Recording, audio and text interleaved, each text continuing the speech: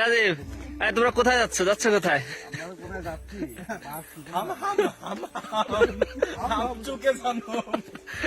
তোমাদের রাস্তার অভিজ্ঞতা কি তপু? কেন কেন কেন? আমি আসলে বুঝতে পারি না, অফিসে যাচ্ছি আসলে এমন একটা দুইজন মিসিং, সেই দুজন। শ্রীমঙ্গল সফরে আমরা দ্বিতীয় দিন যাচ্ছি হামহাম ঝর্ণা দেখতে। আপ ডাউন সারাদিনের জন্য আমরা 1500 টাকা দিয়ে সিএনজি ভাড়া করে রওনা হলাম সকাল 9টায়। গ্রামের আঁকাবাঁকা পথে চলতে থাকলাম আমরা। চারপাশে সবুজ চা বাগান আর পাহাড়ের দৃশ্য দেখতে দেখতে বিমোহিত হলাম। সবকিছু যেন ছবির মতো সুন্দর। পথে একটি সুন্দর মন্দির দেখে থেমেছিলাম। এটি অনেক আগের তৈরি এক অনন্য স্থাপত্য শৈলী। প্রায় 1 ঘন্টা পর পৌঁছে গেলাম পাকা রাস্তার শেষ মাথায়।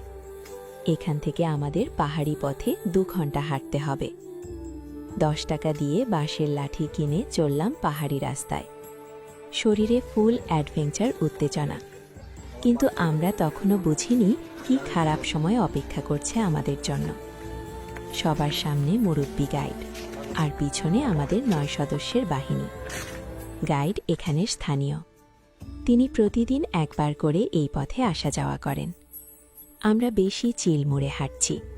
পায়ে হাঁটা পথ বেশ কঠিন ছিল, তবে চারপাশের গাছপালার কারণে আমাদের মনে হলো আমরা আমাজন বনে আছি। মজার বিষয় হচ্ছে এখানে নেটওয়ার্ক নেই। কিছু মানুষ বাঁশ কেটে জীবিকা নির্বাহ করে। অর্ধেক পথ আসার পর পাহাড়ের উঁচু স্থানে পৌঁছালাম। তখন সবার মোবাইলে নেটওয়ার্ক এসে পড়েছে। সবাই পরিবারের সাথে একটু কথা বলে নিচ্ছি এবং বিশ্রাম নিচ্ছি।